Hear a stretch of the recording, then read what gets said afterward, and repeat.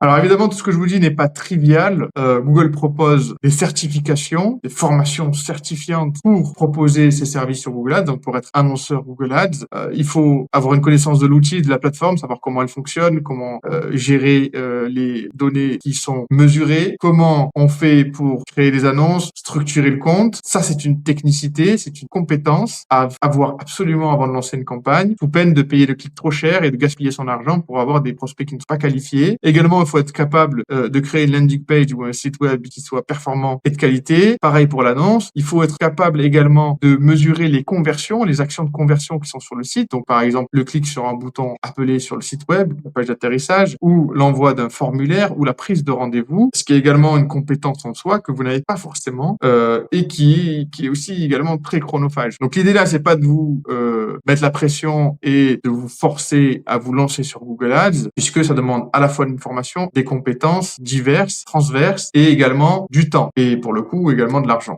Et pour éviter de gaspiller cet argent-là, il est préférable de confier ce travail-là à une agence ou à un freelance qui a cette ou ces expertises-là pour que vous puissiez avoir une campagne rentable. Évidemment, vous l'intégrez dans vos coûts de charge de campagne pour calculer ensuite votre rentabilité globale. Mais l'idée de cette formation-là, c'est pas de vous dire comment faire étape par étape pour créer un compte Google et structurer les comptes et vraiment gérer une campagne de A à Z. C'est vraiment une formation qui prendrait plusieurs semaines, voire plusieurs mois. C'est vraiment une compétence particulière, comme le référencement naturel, c'est une compétence particulière, et la création web, le design, etc. sont des compétences particulières.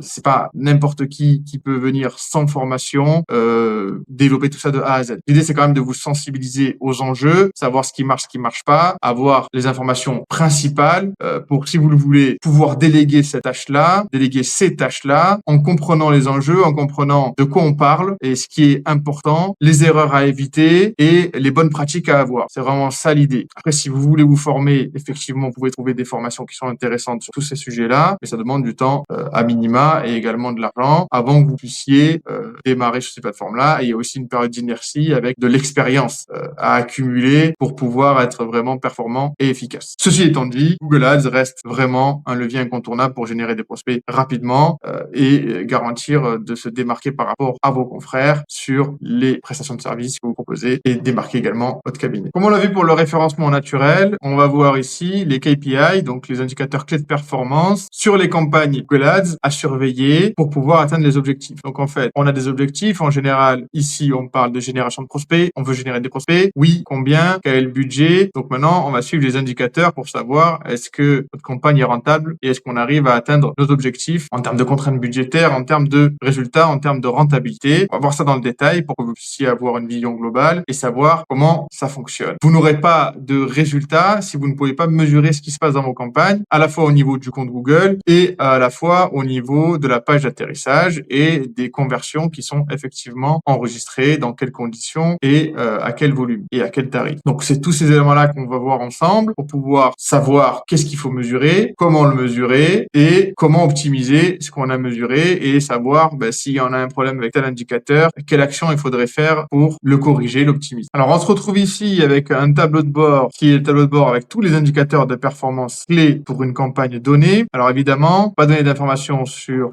le client, la cliente qui se cache derrière ce compte-là, mais avoir des chiffres concrets sur, là on est sur un rapport généré le 6 janvier 2025, sur les 30 derniers jours, avec ce que vous voyez en vert et en rouge, ce sont les variations de comparaison entre les 30 derniers jours et les 30 jours d'avant. Donc vous avez la variation, est-ce qu'on a fait mieux ou est-ce qu'on a fait moins bien que les 30 jours juste avant ces 30 jours-là. Donc en gros, il y a 2 mois. On n'a pas tous les indicateurs clés de performance, mais en tout cas, on a les principaux pour que vous puissiez comprendre la démarche de réflexion de l'optimisation d'une campagne. Une campagne, elle a des cycles de vie. L'idée, c'est de l'améliorer. Une campagne en phase de lancement, c'est pas la même chose qu'une campagne qui est établie de plusieurs mois. Savoir qu'une campagne, il faut la lancer entre 3 et 6 mois pour avoir suffisamment d'informations, récolter suffisamment d'éléments pour pouvoir l'optimiser. Et ici, il faut savoir ce qu'on a exactement optimisé à chaque fois qu'on vient regarder ces indicateurs-là. Qu'est-ce qui ne va pas, comment on l'interprète et comment on agit dessus. Alors, premièrement, en haut à gauche, on a le coût de la campagne. campagne ici, 410 €. Donc c'est une campagne petit budget. Pourquoi? Parce que le prix de l'enchère sur les mots-clés sur lesquels on se positionne ne sont pas très chers, tout simplement. Donc on peut se permettre d'avoir un petit budget et les objectifs de génération de prospects ne sont pas non plus énormes. Donc on peut se permettre d'avoir ce petit budget-là. En général, une campagne Google Ads, on peut démarrer avec 500 € environ de budget pour générer des prospects mensuellement et être rentable. Ça dépend évidemment du secteur d'activité, ça dépend de la concurrence qu'il y a dans ce secteur d'activité-là sur les mots-clés qui correspondent à vos services et sur lesquels vous voulez positionner. Ça peut être 1 000 € par mois, ça peut être 1 500, 2 000 €. Évidemment, tout dépend des objectifs et de la concurrence qu'il peut y avoir. Donc là, on est sur un petit budget et des objectifs qui sont plutôt modestes.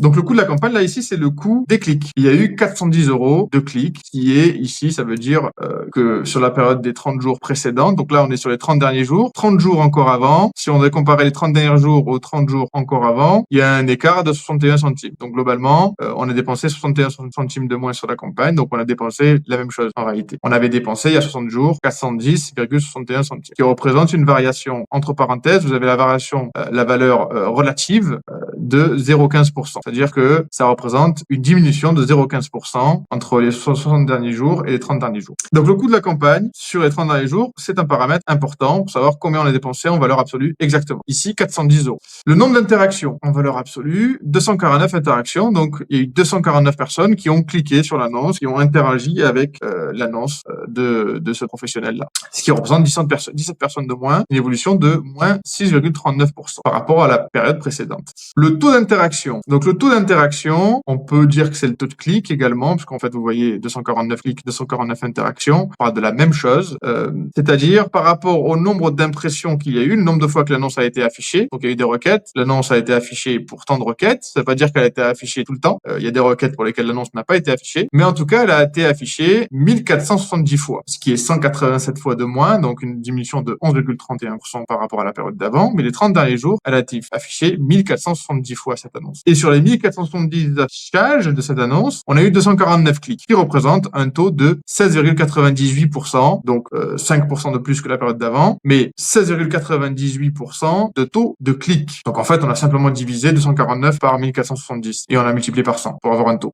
Donc les taux, ça nous intéresse puisque ce ne sont pas des valeurs absolues et les variations, ça nous intéresse également pour voir les progressions. Un taux de clic de 16,98%, c'est vraiment très très bon. En général, un bon taux de clic, ça va être aux alentours de 10%. C'est-à-dire si mon annonce elle a été affichée 100 fois et j'ai eu 10 clics, tu as 10% de taux de clics, taux d'interaction, c'est très bon. Mais c'est pas suffisant, il faut le mettre en regard avec les autres chiffres. Ce qu'on voit ici, c'est le nombre absolu de conversions. Donc on voit qu'il y a 7 conversions de plus par rapport à la période précédente, c'est une augmentation de 24%. 36 conversions. Alors là, petit détail technique à connaître pour ce tableau de bord. Là, c'est la conversion principale, c'est-à-dire l'action de conversion principale pour ce professionnel, c'est l'appel. Il y a d'autres actions de conversion, donc les actions qu'on veut que les prospects fassent, c'est l'appel et l'envoi du formulaire. Donc ici, on parle que des appels depuis le site web. En termes de conversion, techniquement parlant, on a 3 conversions à mesurer. L'appel depuis l'annonce directe, donc on l'a dit tout à l'heure, il y a des extensions d'annonce qui permettent directement de cliquer sur le bouton appeler et on appelle le professionnel sans passer par la page d'atterrissage ou le site web. C'est une conversion. Effectivement, le prospect est passé à l'acte. L'appel depuis le site web, on a cliqué sur l'annonce, on est tombé sur le site web et on l'a appelé depuis ce site web. C'est l'action de conversion principale, c'est celle qu'on cherche en premier. Parce que c'est depuis cette conversion-là qu'on va avoir le prospect le plus qualifié puisqu'il aura vu l'annonce, ça lui correspondait, ça correspondait à sa problématique. A priori, il va sur le site, il a plus d'informations, ça répond complètement à sa demande et là, à ce moment, il appelle. Donc là, on a un prospect qui est très qualifié. C'est pas tout à fait un client, mais en tout cas, on aura un taux de transformation en client qui sera beaucoup plus élevé que quelqu'un qui passera uniquement par l'annonce, puisqu'il est possible qu'il ait un manque d'informations, qu'il remette en question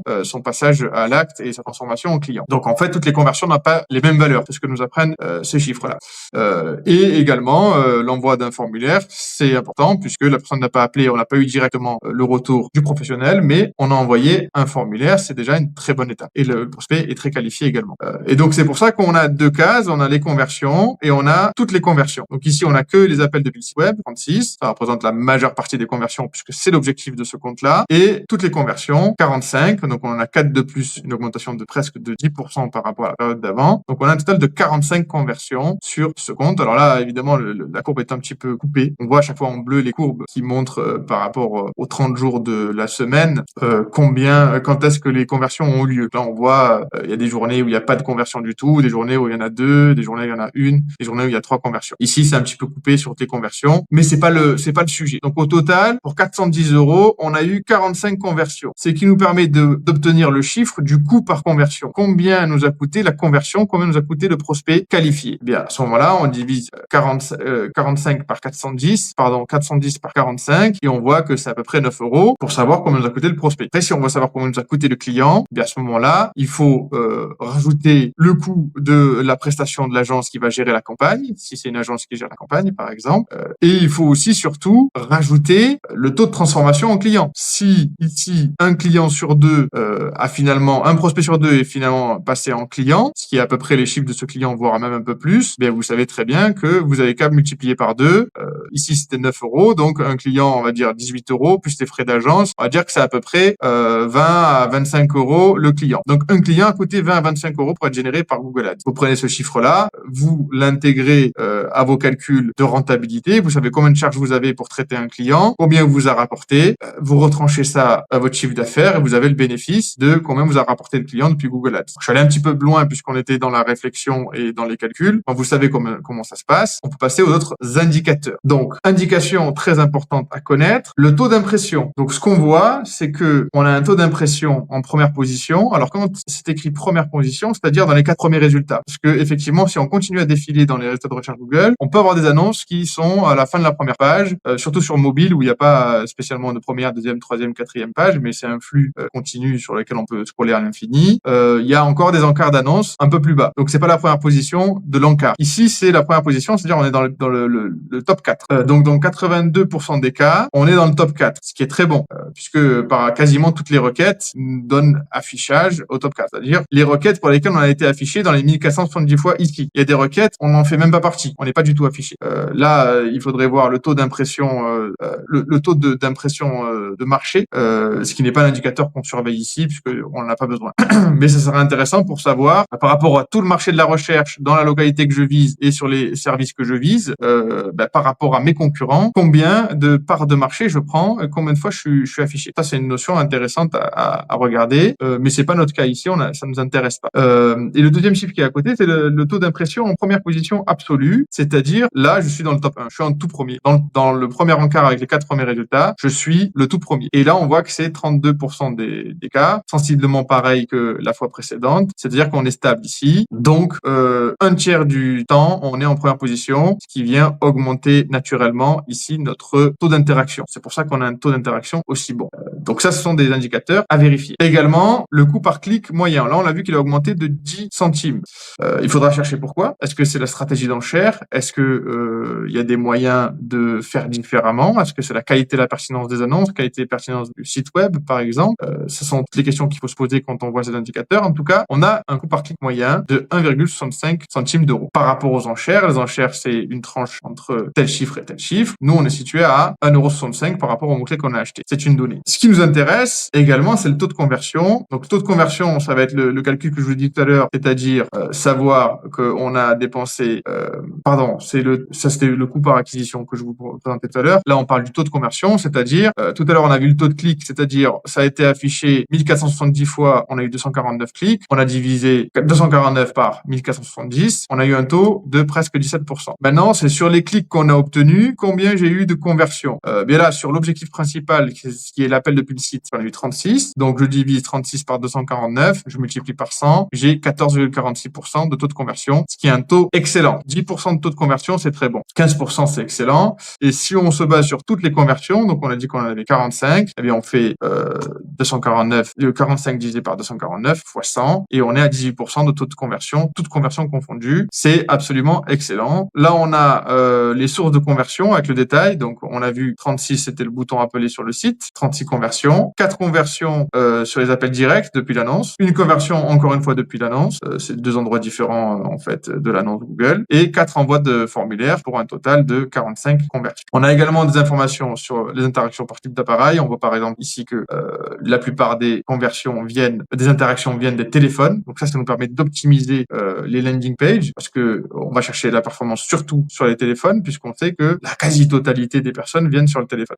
Et puis ensuite, on a des informations également sur quel est le taux d'interaction par rapport au coût. Quel coût représente chaque interaction par support? Quel coût ça représente sur l'ordinateur, sur la tablette et sur le téléphone? Voilà les indicateurs de performance clés. Maintenant, ce qu'on peut regarder, c'est faire des hypothèses en fonction justement des variations. Donc par période, on pourrait comparer la dernière période des 30 jours avec la période des 30 jours précédente. C'est ce qu'on fait dans ce tableau de bord-là. Et puis, on émet des hypothèses en fonction des variations. Ici, il n'y a pas énormément de variations, donc il n'y a pas beaucoup d'hypothèses à établir. Mais on pourrait avoir un coût d'acquisition ici qui augmente. Pourquoi le coût d'acquisition augmente? Qu'est-ce qui se passe? Est-ce que c'est le taux de clic qui a d'un coup bondi? On est passé de 1,50 € à 2 €. Qu'est-ce qui fait que le taux de clic bondit? Bon, là, on se pose des questions. Est-ce que le score de qualité de la campagne a baissé? Est-ce que la qualité de la pertinence des annonces a été modifiée? Est-ce que on doit tenter des modifications de l'annonce? Est-ce que le marché aussi a changé? Est-ce qu'il y a une nouveauté dans le secteur qui a fait que les enchères ont modifié? Les acteurs ont changé? Les annonceurs ont changé? Parce qu'on a dit que c'était par rapport aux concurrents que se faisait également le prix des enchères. Donc, qu'est-ce qui a modifié? Est-ce que c'est un facteur externe? Est-ce que c'est un facteur interne? Est-ce que on utilise toujours la bonne stratégie d'enchères? Donc, il faut savoir que Google Ads met en place des stratégies d'enchères qui sont différentes, basées sur l'intelligence artificielle. C'est aussi une compétence à avoir, savoir quelle stratégie d'enchères utiliser par rapport à nos objectifs et à quel moment. Évidemment, ces indicateurs-là sont à regarder de manière différente quand on a une campagne ou un compte qui a 1 an, 2 ans d'ancienneté, sur lequel on a suffisamment de données, par rapport à un compte qui vient d'être lancé. Le coût par clic, on peut pas avoir un énorme recul sur la variation d'un mois à l'autre si c'est les 2 premiers mois.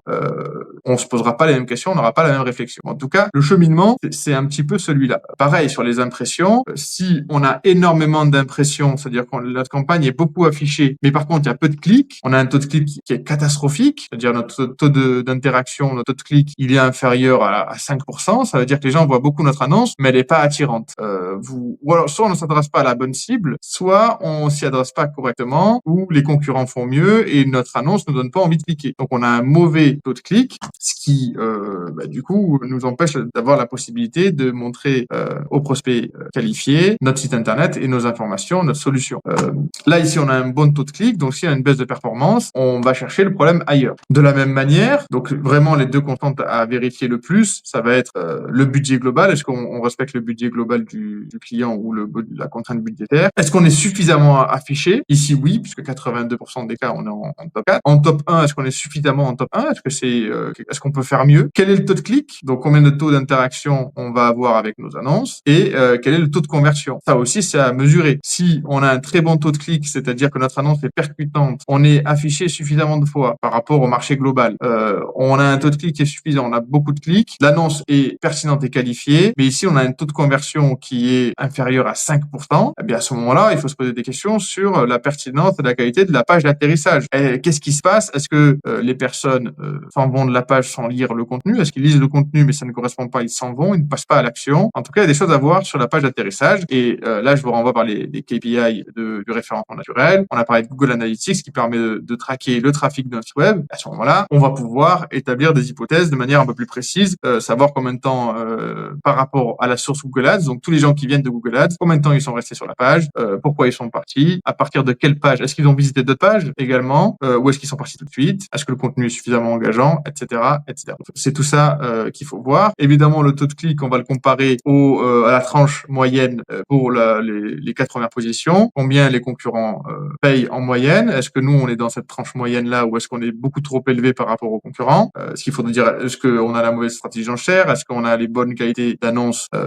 Est-ce qu'elles sont suffisamment pertinentes? Est-ce qu'on a les bons mots-clés par rapport à notre cible? Voilà, ce sont toutes ces réflexions-là qu'il faut avoir quand on surveille les indicateurs d'une campagne. Il peut y avoir plusieurs raisons au fait que la campagne réussisse ou ne réussisse pas, mais en tout cas, c'est tout à fait une compétence de savoir interpréter ces chiffres-là, à la fois au début de la campagne et à la fois à l'optimisation. Sachant que le premier objectif en début de campagne, peu importe le coût par clic au démarrage, ce qu'on veut vraiment voir, c'est est-ce que ça convertit. Donc on va regarder en premier lieu, c'est le nombre de conversions par rapport à l'objectif qu'on s'est fixé, l'objectif principal du compte. Si c'est générer des appels, on va voir si dans les 2 premières semaines, on arrive effectivement à générer des appels. Peu importe à quel prix, peu importe dans quelles conditions, j'ai envie de dire, mais est-ce qu'on arrive à l'objectif? Ensuite, par rapport à ça, puis ensuite, on va essayer d'améliorer et d'optimiser pour que si on les paye trop cher, ces appels-là, savoir pourquoi. Est-ce qu'on paye le clic trop cher? Est-ce qu'on a des déperditions qui font que ça nous coûte plus cher que ce que ça devrait? Est-ce que la stratégie est la meilleure, celle qu'on utilise? Est-ce que la structure de compte est bien dimensionnée? Est-ce qu'il ne faudrait pas se focaliser sur un seul mot-clé plutôt que plusieurs? Ou alors on voit tout de suite qu'il y a un mot-clé qui sort du lot et c'est le plus rentable de tous parce que c'est le moins cher, il apporte le maximum de conversion et c'est très rentable. Dans ce cas, on peut très bien abandonner les autres mots-clés et se focaliser sur celui-là pour avoir la campagne la plus rentable. Donc voilà, c'est tout ça